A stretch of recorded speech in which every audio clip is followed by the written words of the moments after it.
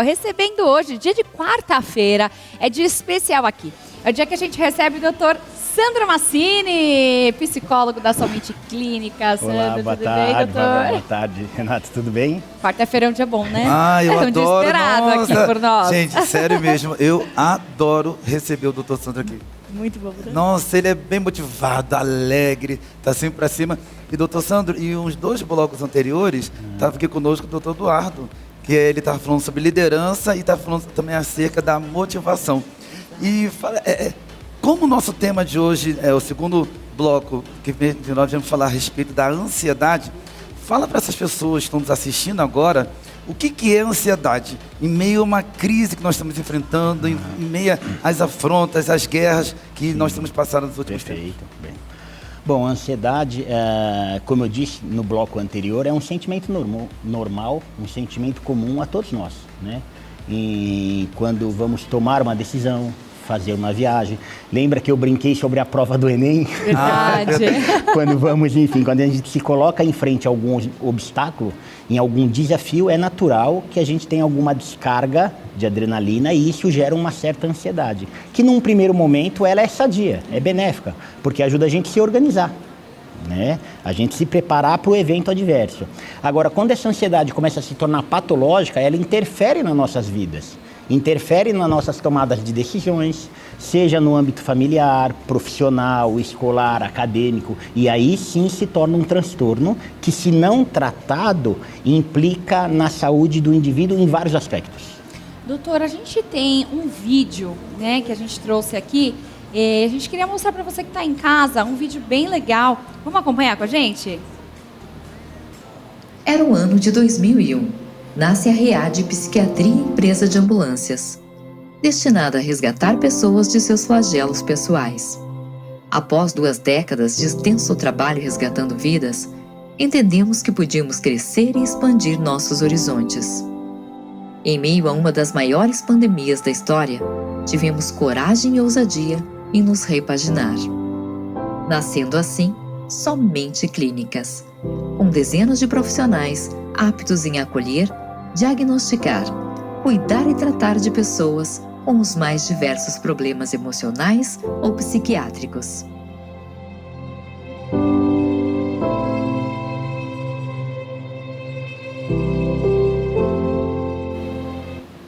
Gente, essa é a Somente Clínicas, né? Fala um pouquinho da clínica, doutor. Sim. Quais os tratamentos que a gente pode encontrar na Somente Clínicas? Bom, então, como ficou claro no vídeo, né?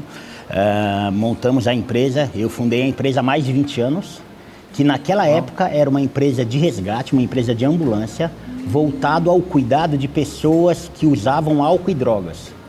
Por isso o nome READ. READ significa uma sigla que é Resgate Especializado em Álcool e Drogas. Porque eu sou da enfermagem. Antes de me formar em psicologia, a minha profissão eu atuava na área da enfermagem. Então eu trabalhava com ambulâncias, resgatando pessoas. Então o bloco anterior eu vi o nosso chefe falando sobre a Cracolândia. Então eu frequentei muito a Cracolândia, mas no sentido de salvar no sentido vidas, de buscar resgatar pessoas, né? E aí, com o tempo, a ideia foi que a gente entendeu durante um tempo que esta nossa ida e vinda dos locais, né, limitava o nosso alcance. E aí a ideia foi criar um ambulatório no sentido de que a gente pudesse abarcar mais pessoas, centenas de pessoas num único local. Aí a ideia de montar a empresa, o ambulatório, que é o nosso consultório, que hoje temos 3 clínicas físicas, e com o advento da pandemia, o Conselho Federal de Medicina outorgou, né, o atendimento por telemedicina. Sim. E através desse modelo, hoje a gente alcança o Brasil. Então, como eu disse no bloco anterior, né, o nosso número de atendimentos triplicou com a pandemia. A gente hoje atende mais de 4 mil consultas no mês. E esse número não para de crescer. Tinha muita gente. Você foi percebendo que durante esses 20 anos que o problema da sociedade tem sido muito psicológico. Sim, né? perfeito. Assim como foi falado no bloco anterior pelo doutor Eduardo, e agora também com o nosso chefe, foi falado também que era da Cracolândia, que estava nos vícios e há 25 anos ele está nessa carreira de profissão, você percebeu que a sociedade ela precisava também de alguém que tratasse o problema dele psicológico. Perfeito. Não é isso? E foi onde você se formou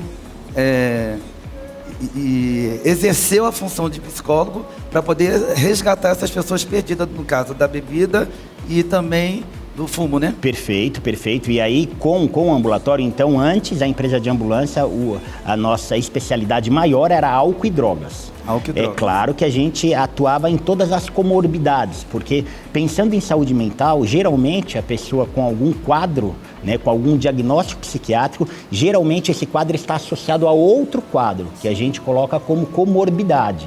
Então, geralmente a gente tem um dependente de crack na Cracolândia, mas ele provavelmente tem algum transtorno emocional, seja um quadro depressivo, seja um quadro de ansiedade, seja um quadro de esquizofrenia, de transtorno afetivo bipolar e por aí vai.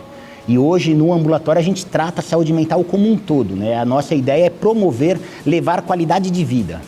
E hoje o nosso tema, né? Nosso segundo tema aí é a ansiedade. A gente falou na quarta-feira passada, a gente veio aí com a primeira parte, onde a gente entrou aí dando, né, um começo, e hoje a gente vai falar um pouquinho mais, entrando um pouquinho mais profundo nesse tema. E eu gostaria de saber, doutor Sandro, quais são os tipos de ansiedade? A gente falou sobre TAG, mas não tem só a TAG, né? Sim, perfeito. Eu vou falar os mais conhecidos, porque realmente a gente deve, assim, se a gente se estender de uma forma muito singular, a gente ficaria aqui por horas, né? Mas a gente tem o TAG, o transtorno de ansiedade generalizada, temos o TOC, transtorno obsessivo compulsivo, temos as fobias, né? Fobia específica, fobias de isolamento.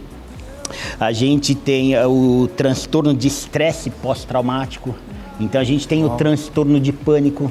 O transtorno de pânico com agorafobia ou não. Então, assim, transtorno de pânico é aquele quadro que eu também dei uma leve comentada no quadro anterior, sobre as pessoas que acabam indo num pronto-socorro por acharem que estão sofrendo ou um ataque cardíaco ou tendo um AVC.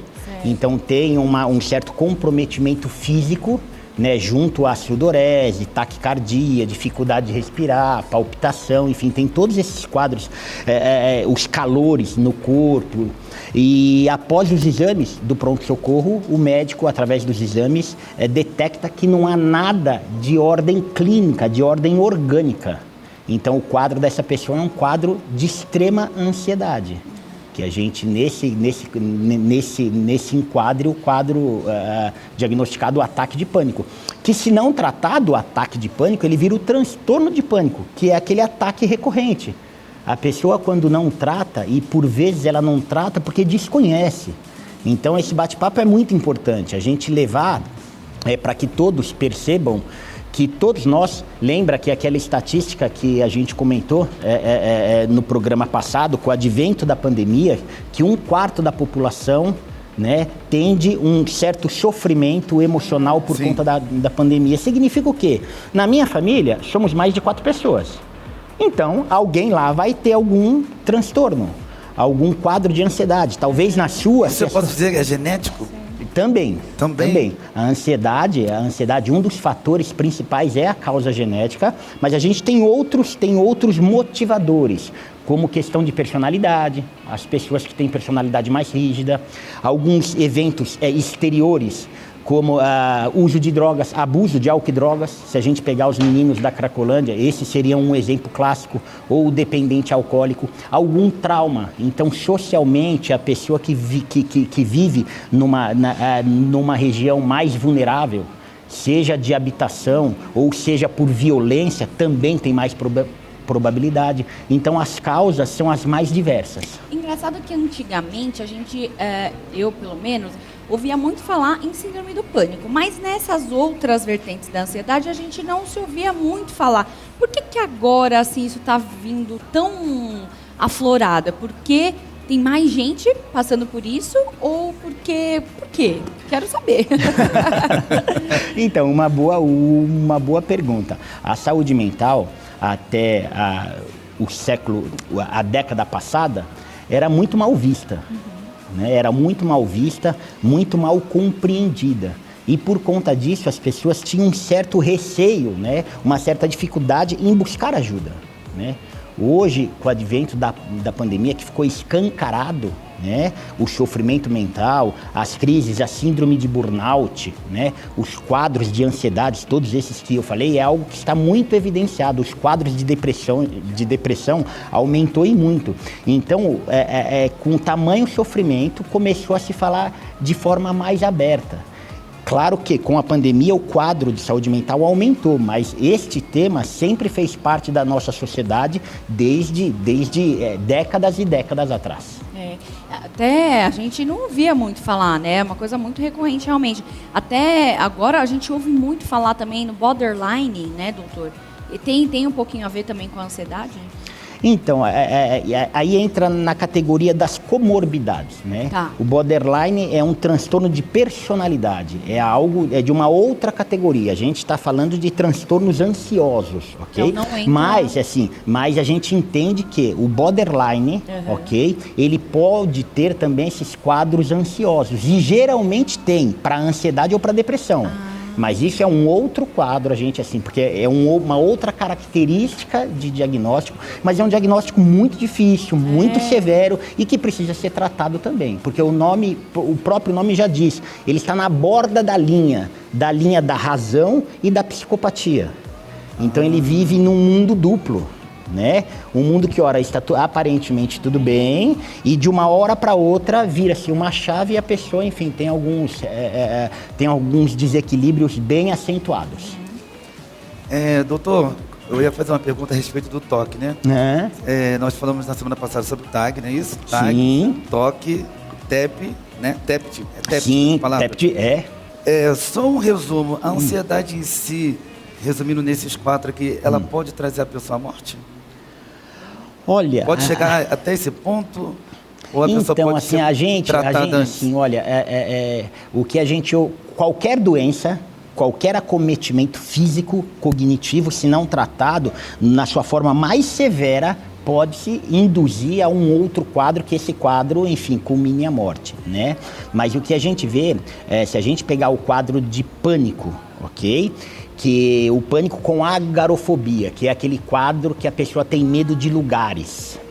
Então, o pânico, lembra que é vários sintomas que a pessoa sente no corpo achando que vai ter um infarto, um AVC, vai enlouquecer, vai perder a respiração. Somado a esse quadro, quando não tratado, a pessoa pode desenvolver um outro quadro que se soma a esse, chamado agorafobia, que é o medo de lugares. E aí, lugares abertos, sim, ou lugares fechados, né? Ou lugares com muitas pessoas, ou lugares escuros. Cada um volto a dizer, porque é muito específico. Né? E neste quadro, quando a pessoa não trata, pelo medo de ela se expor, porque ela teve um surto, ela teve um quadro de pânico num show, ou no transporte público, dentro do metrô. Sim. Então ela não vai mais no metrô para evitar que ela tenha todo aquele... E ela não sai de casa. E ela não trata, ela desconhece. Vai chegar a tal ponto que ela não sai mais de casa. Então, neste caso, olha a implicação que o quadro de ansiedade traz ao ser humano. Interfere na sua vida por completo. Ele deixa de estudar, ele deixa de trabalhar, de se relacionar com a família. Então, é algo realmente bem difícil. Preocupante, né? E também no caso da genética, como nós tínhamos conversado aqui a respeito da genética, que a ansiedade ela é algo também genético, né? Sim. No caso da genética, o pai observando do seu filho, vamos botar aí, de 2 aninhos já consegue ter um discernimento da criança. Você já vendo de 3 a 4 anos que o teu filho está começando a ter aquele grau da ansiedade, e você sabendo que é algo que é genético, os pais podem já tratar os seus filhos de pequeno para que aquilo não venha ter uma preocupação maior lá na frente? Sim, né? A gente sabe, toda a literatura diz que os quadros de ansiedade, né, na sua maior prevalência é em adultos. Sim. Não em crianças. Sim. Mas em crianças a gente tem diversos quadros e não quer dizer que a ansiedade não acomete crianças, não é isso. É que a sua maior probabilidade está no adulto, nem na criança e nem no idoso, tá? Mas em casa, eu acho que todos nós, enquanto núcleo familiar, é de nossa responsabilidade observar o desenvolvimento e as pessoas em todo momento da sua vida, desde o nascimento, as fases natural do desenvolvimento da criança, ok? E até na sua fase de adolescência, pré-adolescência, adulto, é muito importante. E ficando em evidência qualquer mudança de comportamento brusco, ou rebeldia, ou irritabilidade, ou isolamento, uma certa introspecção, aquela criança que não para, né? Os tidos hiperativos. Crianças que querem tudo naquela hora. Tem crianças assim que eu quero agora, eu quero chocolate agora, eu quero videogame agora. Tem muito Não, isso. é verdade. Aquela criança que é o transtorno opositor, né, desafiante, que sempre quer confrontar os adultos. Isso. Enfim, tem vários quadros, né, que o familiar atento, volto a dizer, a família atenta consegue perceber. E percebendo, é indicado que busque ajuda. O mais rápido possível. De terapia. Sim, de terapia, caso, sempre. Seria uma terapia. Geralmente, nessa idade, é o pediatra que acompanha a criança. O pediatra, ele tem a habilidade de olhar se o comportamento faz parte daquele quadro do desenvolvimento infantil ou não. Porque às vezes também pode ser a característica da própria criança, a personalidade, né, da própria criança. Então, também é legal a gente identificar isso, para você também não achar que às vezes uma criança de 2 anos, porque ela tá falando não para você, que ela você tem que levar uma psicóloga. Às vezes quem tem que ir pro psicólogo é o pai e a mãe, né? Olha, e é verdade. Quando olha, no consultório, a minha especialidade não é terapia infantil, não é, ok? Minha especialidade é saúde mental e dependência de álcool e drogas em adultos. Mas a gente percebe-se, né? Eu tenho vários amigos que clinicam na área infantil, e é claro pra gente que todo desarranjo emocional da criança geralmente tem um componente familiar. Uma família desestruturada, tem alguma complicação em casa, enfim, que a criança acaba tendo esse reflexo negativo. Olha só que interessante, tá vendo? Às vezes também a pessoa coloca ali muita pressão em cima da criança, deixa ela viver, deixa ela ser criança, né? E agora, vamos falar agora um pouquinho do positivo. Como a gente pode ajudar, doutor, Perfeito. Quem está passando por um quadro de ansiedade, que ainda não foi diagnosticado, como que a gente pode ajudar quem está aí passando por isso? Bom, primeiro é isso. Lembra, hoje a gente tem, através das redes sociais, né, das plataformas digitais, é muito fácil a gente obter ajuda dentro de casa. Então, hoje a gente tem essa facilidade e na Somente Clínicas a gente oferece este canal que você que está nos ouvindo, você tem alguma angústia, algum medo, alguma fobia, algum transtorno, seja lá em que aspecto, pegue o seu celular, entre nas redes sociais, entre em contato pela nossa plataforma, que você vai ser atendido. Eu acho que o primeiro passo é saber que todos têm acesso à saúde mental, né? Não só na rede privada. Sim. Não só na rede privada. O SUS também oferece atendimento à saúde mental para toda a população. Então, o primeiro ponto é buscar ajuda. Eu acho que esse é o primeiro ponto. O segundo é que a saúde mental, os transtornos mentais, eles têm tratamento. Toda doença tem tratamento. Tem doenças crônicas, ok? Que realmente o quadro requer muito mais cuidado, requer mais atenção, requer uma junta de profissionais, ok? Mas a pessoa consegue viver com qualidade de vida. Consegue viver, desde que ela assuma a sua responsabilidade enquanto paciente. Sim. Porque é uma troca, né? O mais importante é aquilo que o chefe falou, né? A pessoa querer. Perfeito. É o primeiro ponto. Perfeito. Ela identificou que ela não está legal, ela precisa querer um tratamento, né? Aí já 50% já foi. Sim, né? Porque podemos tem dizer algo... que tudo na vida é o querer, né? Perfeito. Tudo. Perfeito, tudo não na é? vida.